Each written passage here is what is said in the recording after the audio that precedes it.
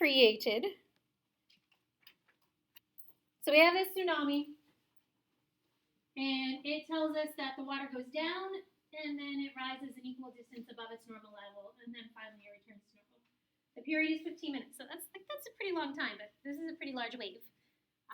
It says that the amplitude is 10 meters. About how many feet would 10 meters be? Last year? Yeah, 30, a little more than 30. So think like the wave is as tall as our building. So that's a pretty big wave, not one that you would see at a beach. And it takes a while for it to come recede and then for it to come back in and crash. So it has to get momentum, pull away from the beach, not just your typical little wave pulling away and then crashing back down. So a 32-foot wave coming crashing down is going to Honolulu, where the normal depth of the water is 9 meters. So when you make your graph, the 9 meters mark is where the water typically is if there weren't any waves. So it's just typically at 9 meters above sea level. That's just where it's sitting in Honolulu. So if the graph has to go down first by an amplitude of 10 meters, how far does it go down? Yeah. To -1. Yeah, it's going to go down to -1. Maybe.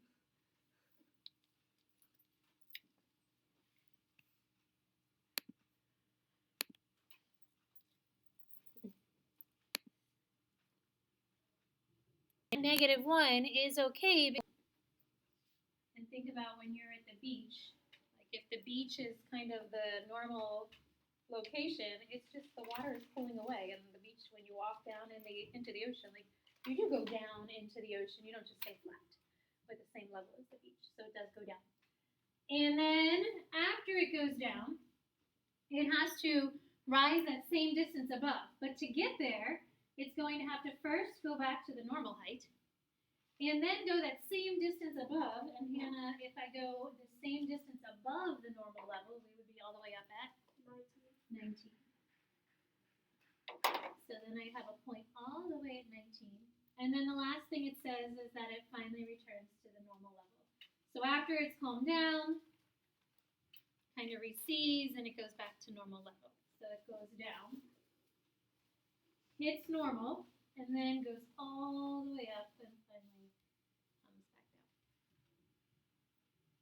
So that should be the picture of your graph. Again, it takes 15 minutes, so that last point where it goes back to its normal resting location is 15 minutes. How could you figure out the location or the time that it would be at the max or the time that it would be at the min? So how could I figure out those other values? I know the whole thing is 15. Jillian. You could take 3/4 or 1/4 of 15. Yeah, so you could take 1/4 of 15 because really there are 1, 2, 3, 4 points, 4 values, 4 sections, 4 intervals. The other way you can think about it is just start cutting it in half. So this is the middle of the graph. Half of it's down, the other half is up. So if we're in the center of the graph, half of 15 is 7.5. And then I would be in the middle of those two values. That's where my max would be. And the middle of 0 and 7.5 would be the min. So however you want to think about it, it's kind of up to you. But everything is very equally distributed. There isn't one point that's going to be closer to the other. So this should be 3.75. So the min would occur at 3.75 minutes. And then what's the max? What's halfway between 7.5 and 15? 11.25. So bless you. So at 11.25 minutes is when it would hit the maximum point. And that's when you would see that wave starting to then come crash down onto the beach. Any questions with that? Can somebody give me an equation that you found? Julian, what equation do you have? I have y equals -10 sine 2 pi over 15 x plus 9. Perfect. So does he have a phase shift in this equation? No. Why isn't there a phase shift in the equation? Why didn't you put a phase shift in, Julian? Because sine would like start in the middle of the two. Yeah, sine starts in the middle. And it's starting in the middle on the y-axis. But the only thing, if you don't have a phase shift, is that this graph is negative. So any graph with cosine, if cosine starts down low, then it's negative. If sine goes low first, then it's negative. So no phase shift means the a value needs to be negative because it's going down first. And that's what a negative does to the graph. It makes it do its opposite. Questions? So if you do find the questions on the Tarzan problem, please stop by and see me at some point. Today, tomorrow. So I would like you to skip a whole bunch of pages. We're going to go all the way to page 33.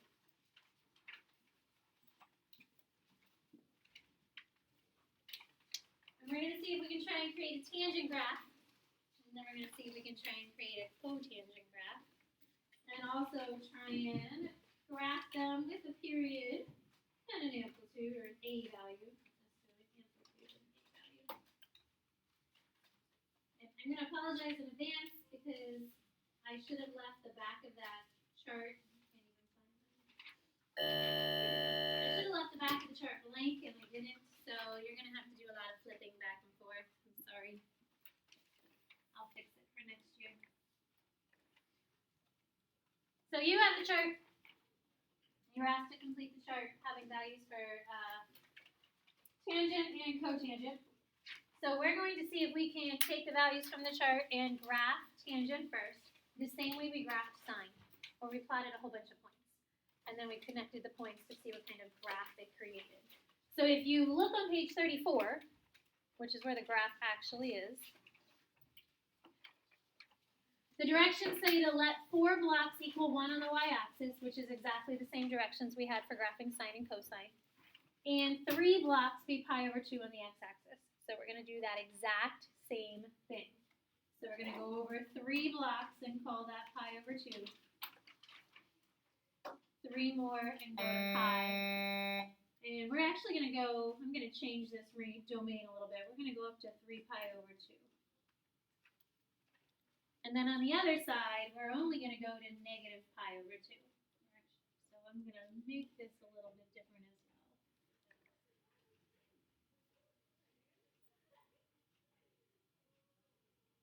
And then again, the y-axis up 4, call that 1, up 4 more.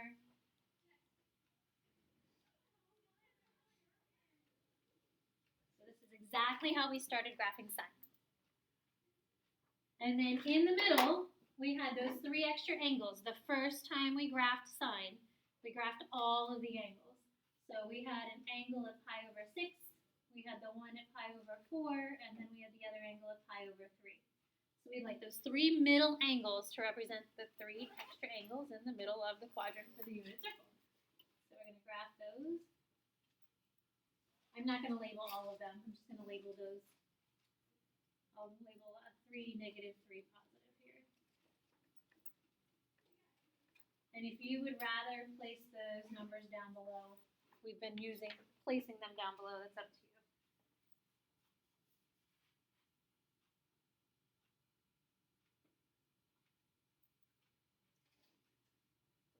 Okay, so somebody who has the chart complete, if you look at, and I think you have this, if you look at negative pi over 2, Hannah, for tangent, what did you get for the tangent of negative pi over 2?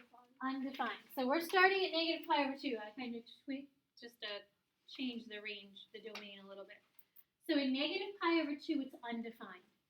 Now thinking about what we've done in the pre-calc portion of the graph, how would you graph something in pre-calc to show it's undefined? What would we do in a graph when it was undefined?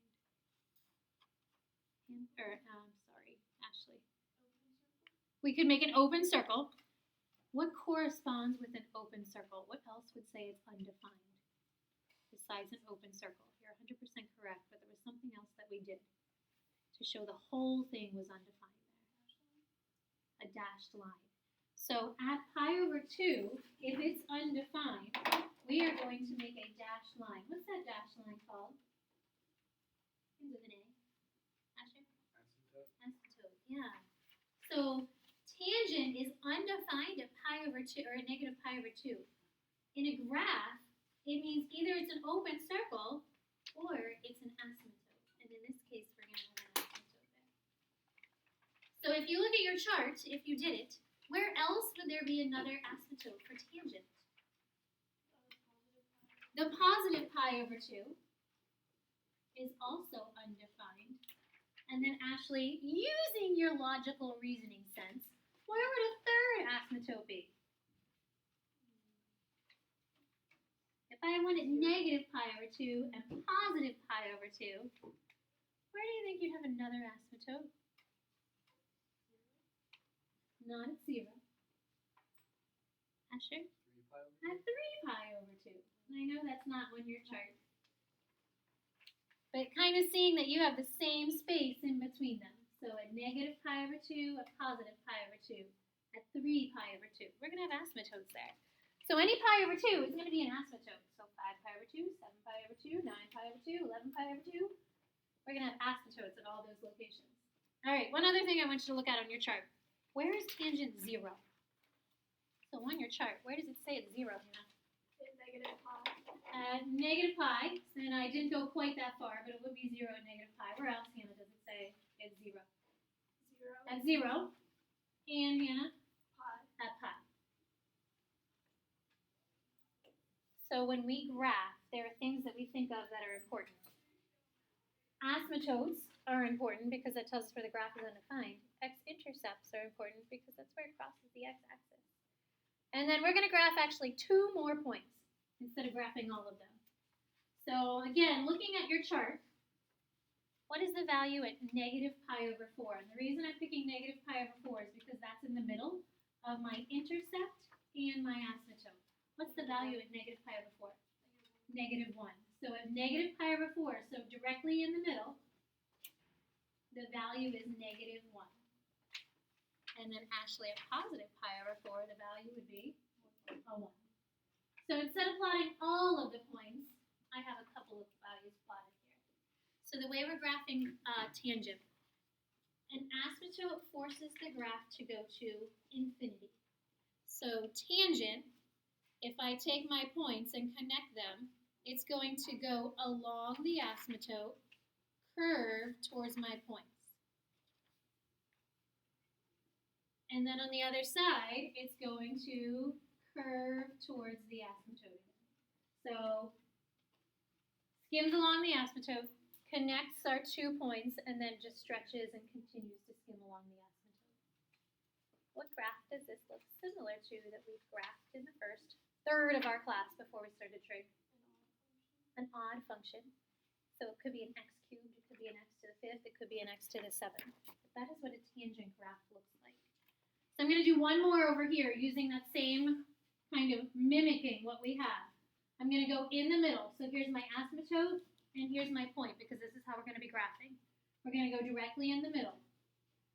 And we're plotting a point down at negative 1, just like we did over here in the middle of the left asymptote and the intercept. And then I'm going to go in the middle on the right side and plot a point at positive 1. And try and make it kind of look like an odd function. An x cubed, an x to the 5th. So now we have our tangent function. So underneath, you have a couple of questions that ask about the domain for tangent.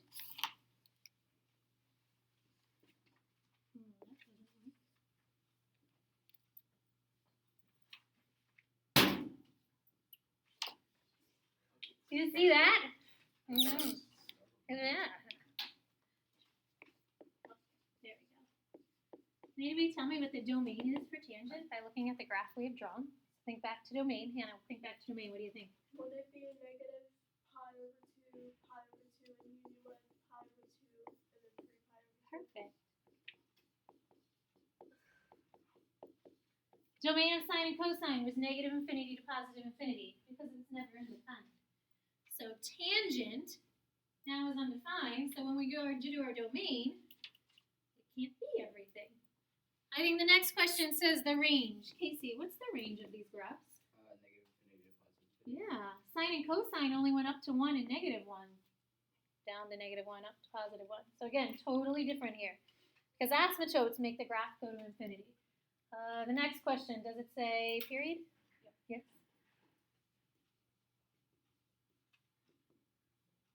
Does anyone want to take a shot at what you think the period is, Julian? Pi, Why do you think it's pi? because it repeats like every pi long Yeah. So a period happens when the graph repeats. So after it's done and you see the same graph a second time, that's the next period. So our period is from one asymptote to the next. And if you take the distance from -pi/2 to +pi/2, that space in between our asymptotes from one asymptote to the next is the period. And that would just be pi. So it's half the amount of sine and cosine. Once it repeats, it's a second period. So tonight, when you graph your tangent function, we'll have 2 periods just like this. So 2 periods, 2 curves going up. And then I think we have asymptotes and amplitude left. So Mackenzie, where are the asymptotes at? Perfect. And then the last question. What is amplitude? Before you say what it is for this, like what did we say amplitude was with sine and cosine, Drew? That's the D value. What's the amplitude? The vertical stretch. The vertical stretch. How far is this stretching vertically, Drew? 1. Or wait, no, 2. I don't know. I actually don't know. How far is it stretching vertically? Wait. Oh, Infinity. yeah, it's going to infinity. So, Drew, if it's going to infinity, it's not stretching to a max. That means the amplitude is none. Oh, good. Good job, Drew. So there isn't any amplitude because there's not a max. There's not a part where it stretches. All right, questions with our tangent graph here. The most important part of tangent would be the asymptotes. So we are going to focus on those asymptotes when we graph. In the middle of the asymptotes, the direct center is our intercept. And it'll be like that for every single graph. So 2 asymptotes, the intercept is directly in the middle of the asymptotes. Questions? All right, so we're going to try and flip and do cotangent. So I don't think it's quite as involved as sine or cosine. Yes, sir. Yeah. And looking at cotangent, let's label the graph the same way. And we are going to use what's listed up here for the -pi to +pi. So over 3, and you know what? I'm just going to put that little tick mark in the middle instead of graphing all the other angles. And then over 3pi/2, 3 more pi. And again, the little tick mark in the middle, that would be pi/4.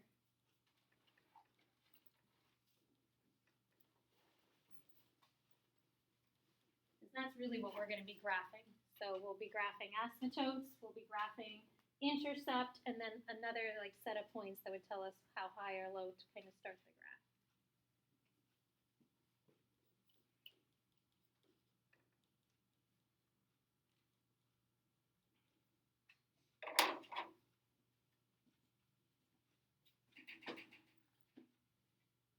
Okay, so somebody be so kind, using your chart. Should have had you guys take maybe a picture of it so you don't have to flip back and forth. Let's start with -pi. Oh, you did. So Ashley, at -pi, what does it say for cotangent? Undefined. So for cotangent at -pi, it's undefined. Looking at tangent, it was -pi/2. So cotangent has a different value, -pi. Where else is it undefined? Yeah. 0. At 0. It's undefined at 0. And then Julian, one other place it's undefined would be pi.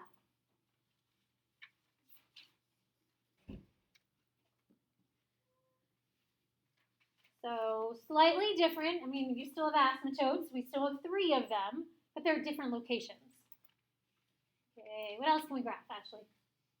Also undefined at -pi. I think the calculator tends to lie to you there a little bit, because when you're taking 1 over an undefined value, it doesn't like to calculate that. What does it mean if it's undefined?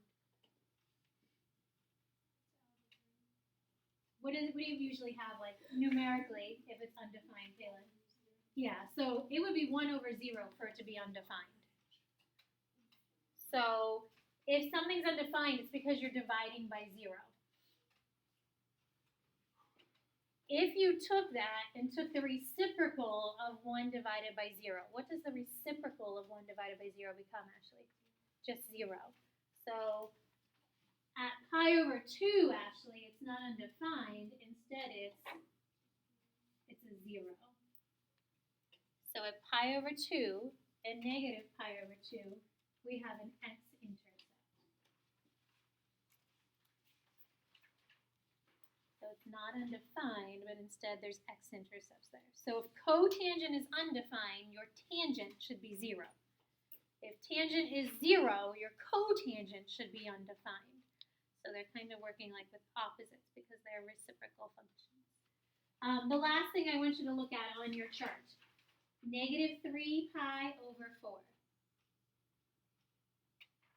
So what would it say at negative 3 pi over 4? A positive 1. So we're going to go negative 3 pi over 4, which is in the middle. So I chose that angle because it's in the middle of my intercept and my asymptote. That is positive 1.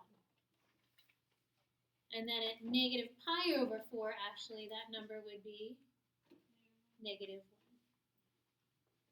So again, connecting this now, following from left to right. The left point is up high, so it's going to go down, connecting to those centers, and then kind of just skimming along your asymptote. So tangent and cotangent are reciprocal functions. That means they should look like reciprocals or opposites as well. If I do the same thing to mimic the first one that I have, at pi over 4, it should be up at 1. At 3 pi over 4, it should be down at negative 1. So I should have a repeating graph. Once you have one graph, the next one should look identical. It just repeats in between the next set of asymptotes. And then I bet you could answer those same questions for cotangent that we did for tangent by looking at the graph. So the domain goes from negative pi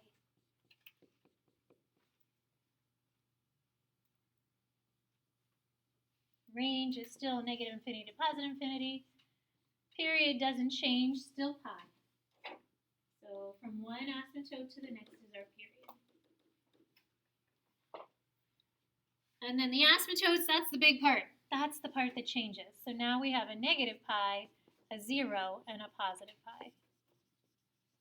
So the asymptotes are the keys to the graph. We'll use those asymptotes to help us graph. That's what we're really going to focus on. So instead of getting 5 key points, we're going to find those 3 asymptotes. And that's what we're going to use to help us graph. Questions?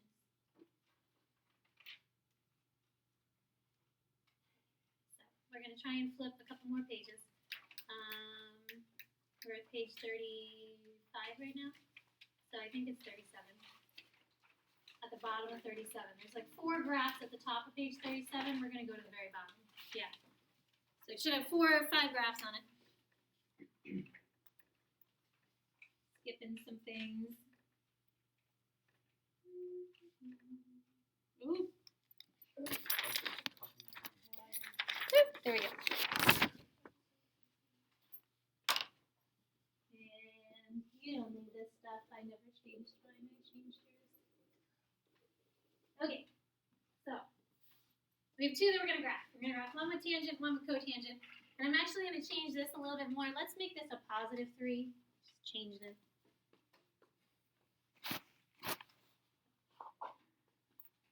So we have y equals 3 tangent 2x. And our typical tangent is just like sine and cosine. We still have A, B, C, D, all in the same spot. The same letters. They mean the same thing. They do the same thing.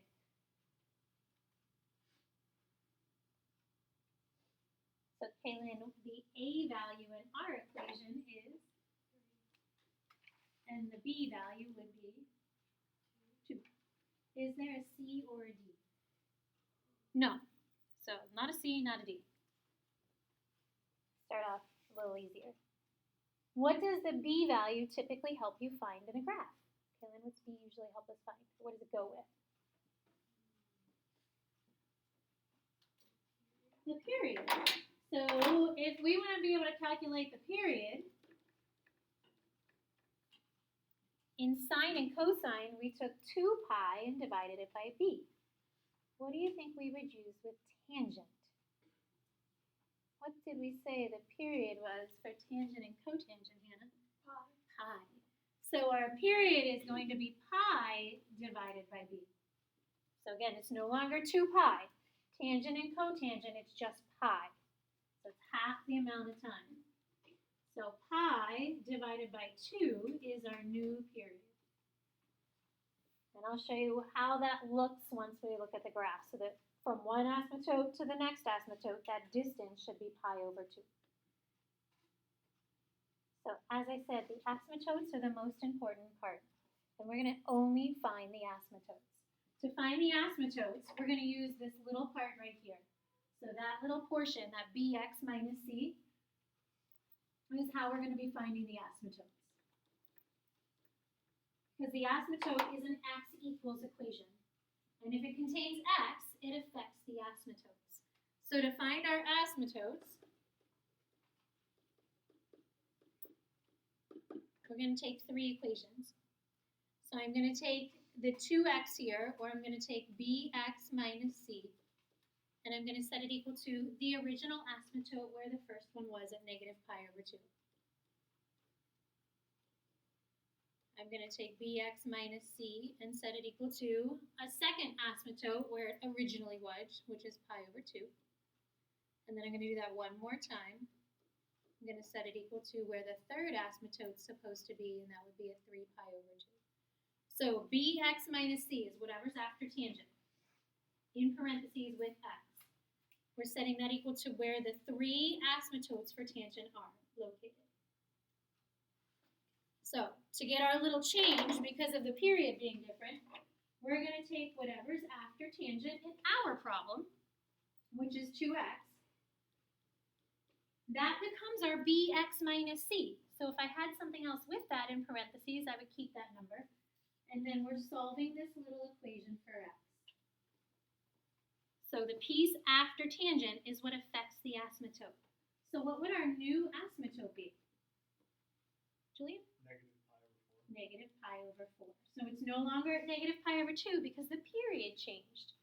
So that changed our key points when we were graphing sine and cosine. It's going to change the asymptotes.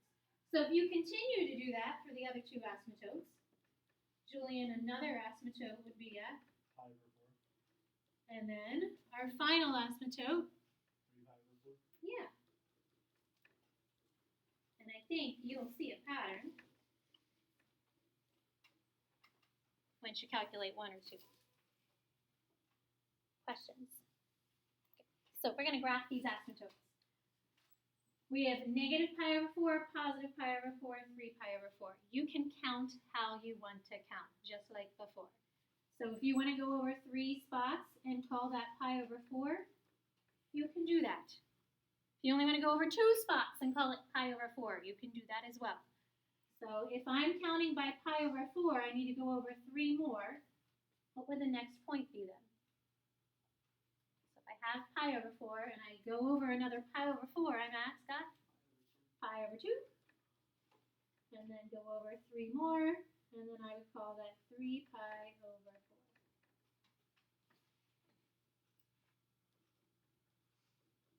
So like the counting part isn't changing. Like once you decide what to count by, because my denominator was a 4, I decided to count by pi over 4. You can go over as many spots as you'd like, but I need to make sure all 3 of those asymptotes should be listed on my graph. And then graph your asymptotes. So at the 3 locations, you should have dashed lines.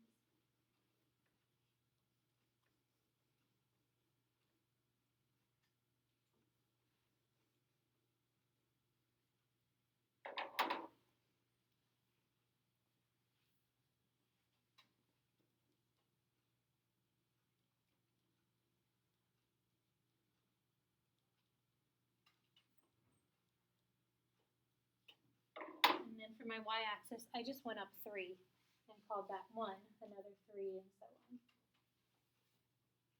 Okay, so we have asymptotes. What do you think has to go in the middle of the asymptotes? You need to flip back to your tangent graph. Julian, what do you think has to go in the middle of the asymptotes? The The x-intercept. x-intercept. So directly in the middle of your pair of asymptotes is always your intercept. And that's because the asymptotes and the intercepts only occur at the quadrant angle. So it's 0 at pi over 2, at pi at 3 pi over 2. So directly in the middle would be your intercepts.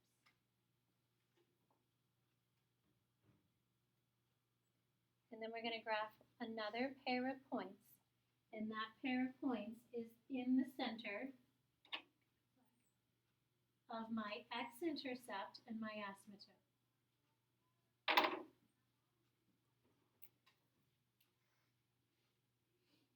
The a value we said was 3. Tangent is an odd function. It starts on the left and it goes up to the right. That 3 tells me how far down or up I need to plot my other point. So the 3 says I need to go down to -3, and on the right I need to go up to +3. So it does stretch the graph, but it's not the amplitude because it goes beyond those points. But that 3 makes it a pretty skinny, narrow graph or a long stretched graph. So as best as you can, try and make it look like there's a little curve in there. Again, going to your intercept and your asymptote. It should go down on the left, directly in the middle, up on the right, directly in the middle. So make it stretch to kind of go through those graphs, or those points. So the key thing to remember about graphing tangent, the asymptotes, and the tangent is an increasing function. So tangent should go from the left up to the right, a positive odd function. Questions? Again, those points in the middle, in between the intercept and the asymptote, down to 3 because the a value, up to 3. So we're going to try on the next page to graph cotangent. And really it's going to be the same process, but the asymptotes are changing. So we're going to do the same thing. We're going to calculate asymptotes. But because it's cotangent, we're using 3 different asymptotes. That's the only change. So if you look at the top of the next page, I didn't erase any of them. Okay, there we go. So a general equation would be A cotangent bx minus c plus d.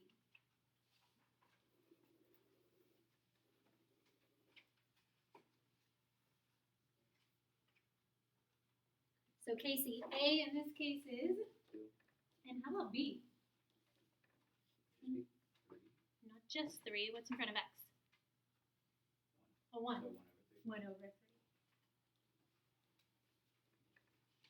So our period would be pi divided by 1/3. Asher, what's that make the period then if it's pi divided by 1/3? 3 pi. So that should be the distance from one asymptote to the next. It should be 3 pi. That would be the whole distance. All right, so for this problem, we are going to just worry about the asymptotes. You're going to take that x over 3 and set it equal to your 3 asymptotes. Cotangent. First one is negative pi. Second one is 0. Third one is positive pi. So whatever is after the cotangent in parentheses, if there were parentheses, you'd set equal to the 3 asymptotes.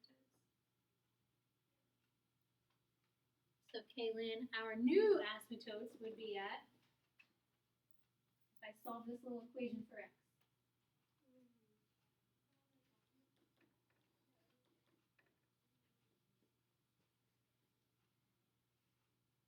What do you x by itself?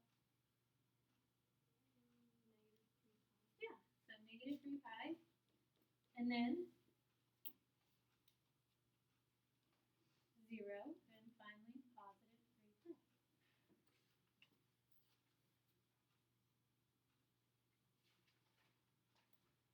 So label your axis as you want to label it. If you want to count by pi each time, you can. So if you want to make each one of these lines pi, 1 pi, 2 pi, you could do this as 3 pi.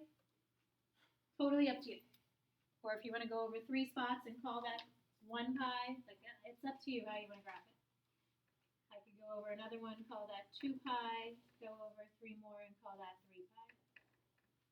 That'll spread it apart a little more so you can really see that the graph does get large.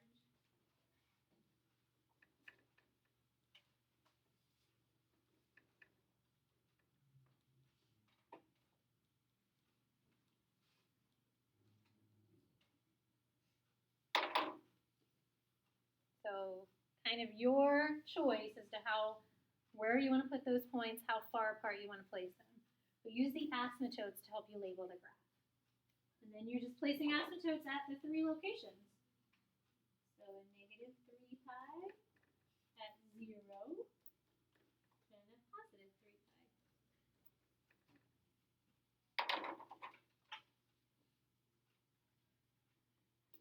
And then you need to go directly in the middle. In the middle is your intercept. So make sure you find the middle. That's where your intercept is. So it depends on like what you count by to find the middle of your 2 asymptotes. That's your intercept. And then again, go in the middle of your intercept and the asymptote. And that's where you would have those other 2 points. Because this is cotangent, cotangent is decreasing. So cotangent starts up high and it moves down. And I'm out of time, but that's going to go up to negative 2. I'm sorry, up to positive 2, down to negative 2. And then it skims over. So you have, oh, I didn't get any graphic graph. There are 5 problems that you have to graph tonight.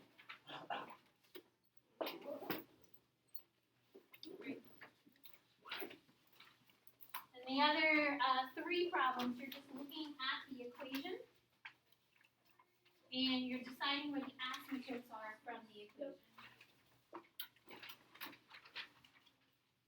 So 2 problems, you're just finding asymptotes. The other 5 problems, you're graphing.